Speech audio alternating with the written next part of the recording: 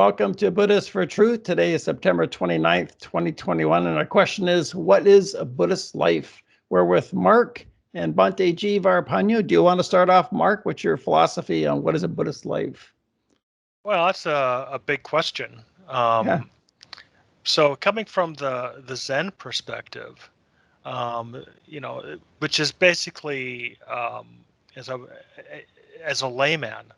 Now, I did spend time in a monastery and I did spend time living in a Zen center, though Zen, at least from the Japanese perspective, is truly a lay organization. There has not been a Zen monk since about 1868, when the Japanese government more or less disbanded the Zen monasteries and made it illegal to be a monk. And Japan went through two anti-Buddhist revolutions. China went through four of them. So the actual monk or the Zen, the Buddhist life tends to resolve mostly around being a layman, supporting temples, and usually we'll have what's known as a priest, which would be a Sangha elder, which could be somebody that has gone through some sort of monastic training or not.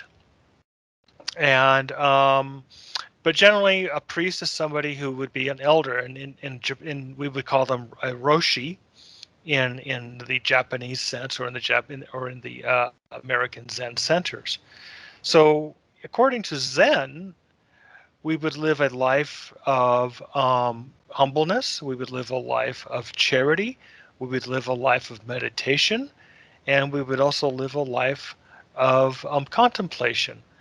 And as for the practice, a lot of people would say, well, it's meditation and being mindful.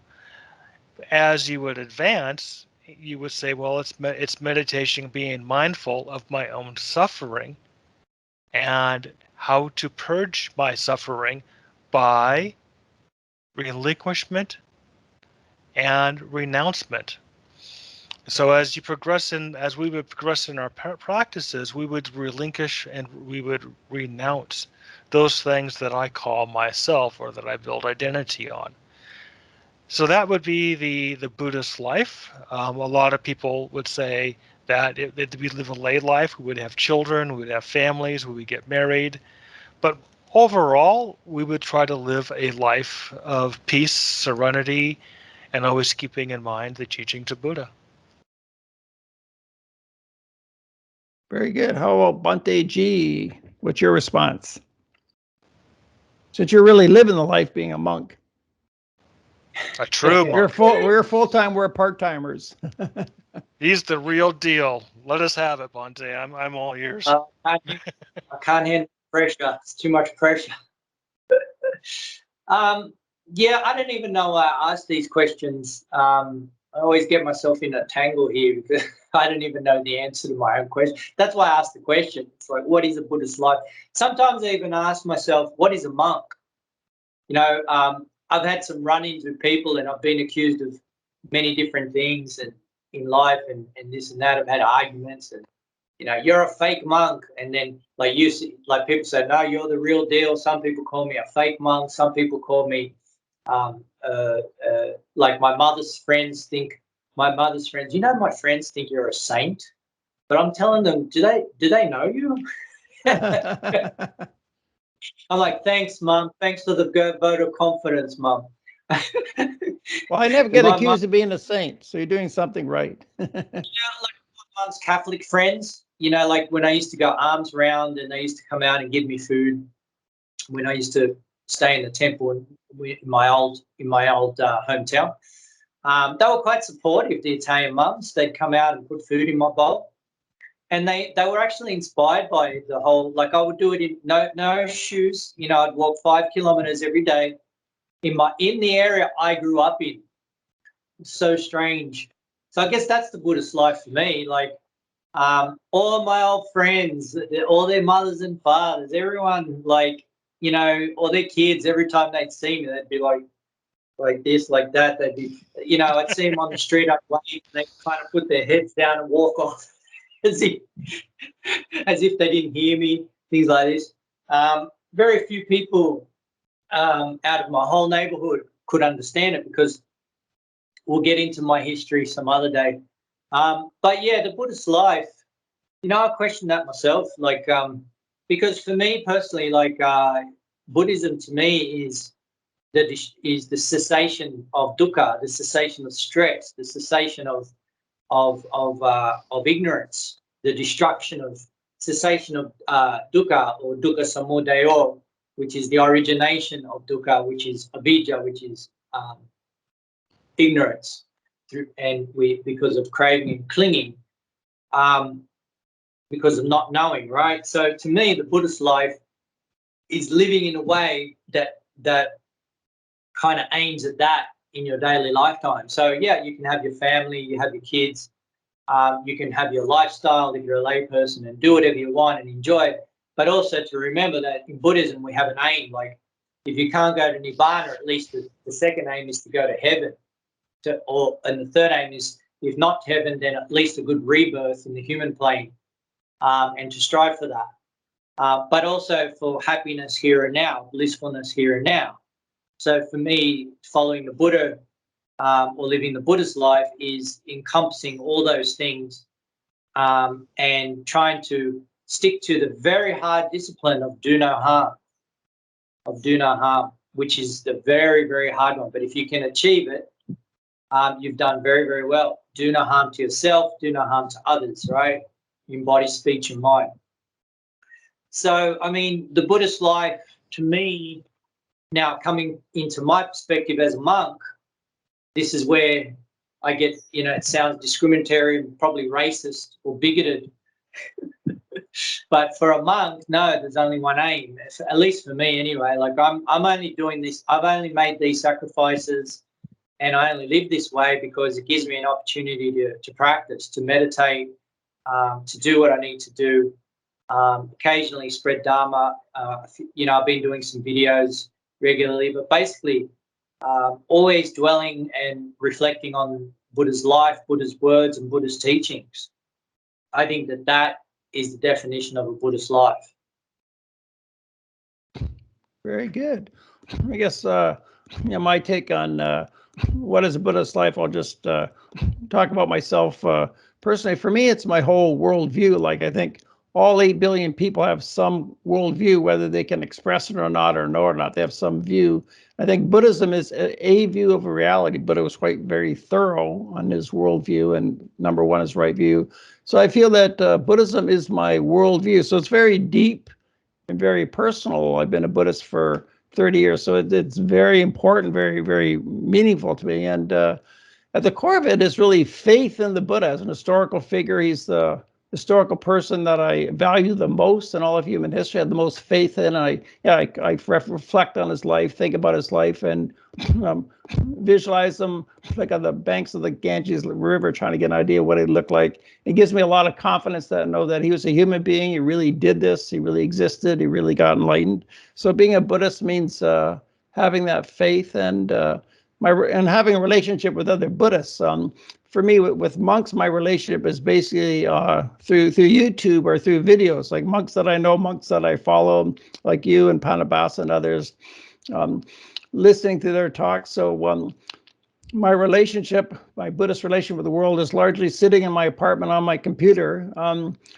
My association with fellow Buddhists, my girlfriend's a Buddhist, and we have Dharma discussions together, but most of my friends are not Buddhists. So what I gravitate to is just more like-minded people, like the type of values we have in Buddhism, like belief in karma and rebirth, no harm, detachment, and people who are more spiritually evolved. You can tell they're more spiritually evolved, even though they're not Buddhist. So I'm in a situation where I'm associating with like-minded, some spiritual people who are not Buddhist, just because I don't have a lot of Buddhists around me in my life. So to me, that's what it means to me to be a Buddhist. Also have some connection to the Devas, or faith in the Devas, or do some chanting the Devas, feeling they're close. Maybe it's because I feel kind of isolated as a Buddhist. I like to feel, well, the Devas, they can be here, they're around, but I try not to invest into that too heavily. So it's very precious to me to be a Buddhist, and I always will be a Buddhist in this lifetime and in the next.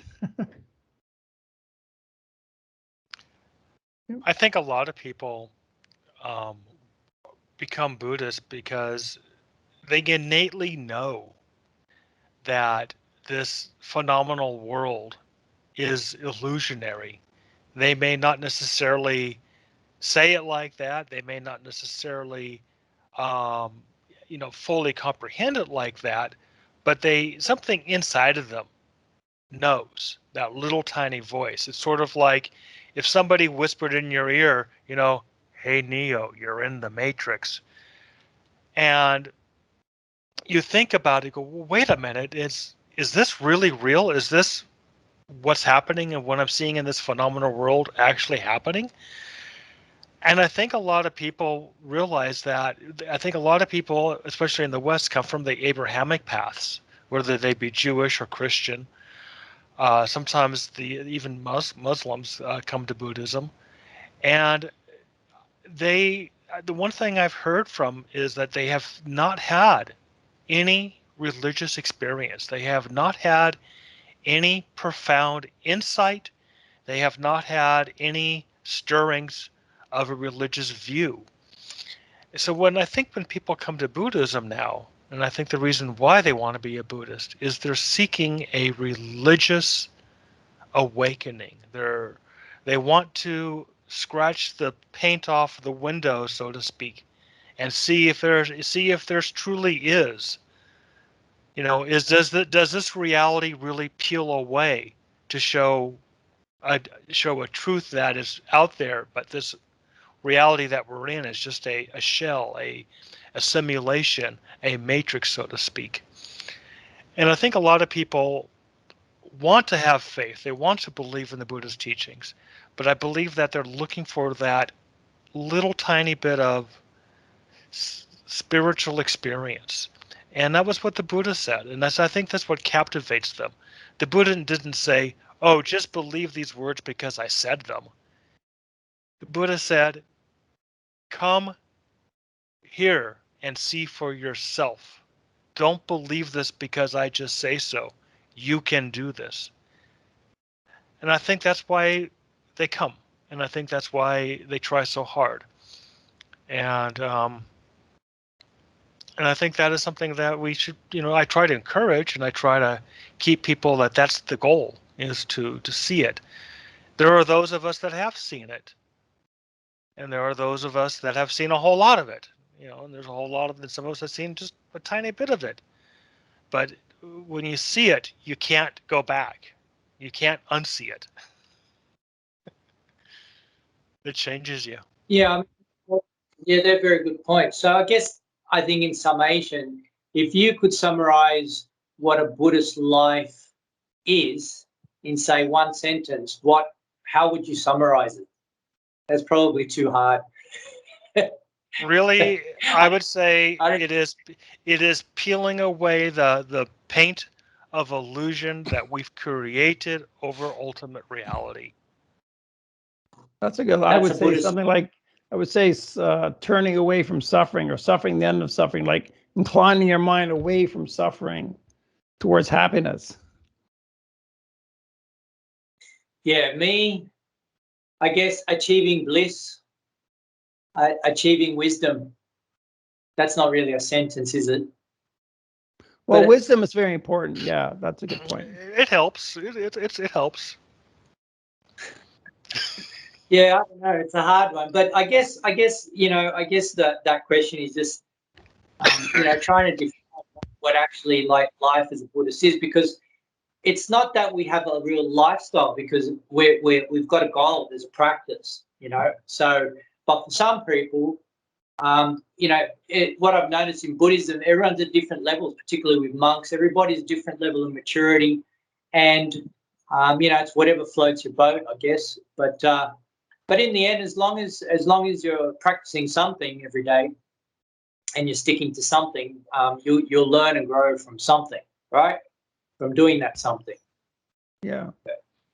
I think of a line from Joseph Campbell, the famous mythologist. He said, what people are seeking is not meaning and purpose in life. What they're seeking is an experience of being alive. And I think with Buddhism, when you practice meditation, then you're getting deeper into yourself, and you can, touch something that's really meaningful and really start to feel some inspiration, or even some higher realm, or something I think a deeper. lot of people, when they start Buddhism, actually see the little speck of reality that's poking through the paint of delusion. And I think that encourages them to find out more, to dig deeper. And Buddhism is very tough. It's challenging. It keeps asking you, what do you really believe? What is it that's in your head? Is what you're doing truly what you believe, or are you just doing what you think other people think you should be doing? And Buddhism is hard. And I think people like the challenges, because they don't get that in the other paths. They don't get that in Christianity. Christianity just says, "Oh, I just believe in Jesus," and Islam says, "Just follow the prophet and all's good." And Judaism says, just follow our 622 laws and you'll be perfect." And and Buddhism is like, "No, I got a bunch of really hard questions to ask you, and you're probably going to get them all wrong." So yeah, Buddhism, you have to work. You got to work on yourself. You should write that as a quote. What was it? What did you just say? That was really good. Are you doing what everyone thinks you should be doing, or Yeah. and what was the second part of that? I missed it, but that was good. That was The 622 rules in Judaism. Follow those rules. Like how Follow you the take rules. bread out of a stove a certain way. You got to do it the right way. Actually, you know what? That's what makes the Jews so successful, though, is because of the thing is, discipline, whether it's in a Buddhist context or not, discipline does yield good things. I'm talking worldly now. I'm not talking about nibbana. I'm not talking about those kind of things or right view. I'm just talking about discipline on. I'm just talking about discipline. But like a lot of Jewish people that I met, they're very diligent people. They work hard. They're hard workers and apply themselves. That's right. And they have a thirst for knowledge too. They really like to ask a lot of questions. They like to get in there and really, really know. And probably because of that. Yeah. What you're saying is so true. I said to my mother that the one thing I regretted the most, the way she raised me, she just didn't give us enough discipline. I've never had enough discipline the last 61 years. It's so true. So this actually brings up a very good point about the differences between Buddhism and Judaism and Islamic Christianity. Is that Judaism as much and Islam, they're about building societies. They're about building a society of people. They're a culture. And you see also the same thing with Christianity. Christianity, though, tacks on Christian on top of Judaism, which sort of piggybacks onto that culture building. But yet you look at Buddhism, and Buddhism isn't giving us rules and laws like to set up courts and appoint judges, and to how to deal with a disobedient wife or anything like that.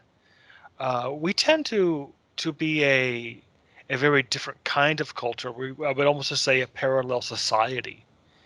But I think Buddhism was meant to be an entire civilization. Like look at Thailand, it's a Buddhist civilization. I think the Buddha intended that for civilization. Yeah.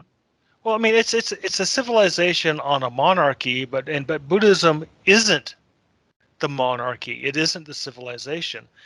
It'll recognize that monarchies will come and go and governments will come and go, but we are really a parallel civilization aside another civilization. So we are like, you can find any civilization that ever existed or that could ever exist, and Buddhism would always be the parallel to it, a parallel society. That's an interesting thought. And that's how I look at it.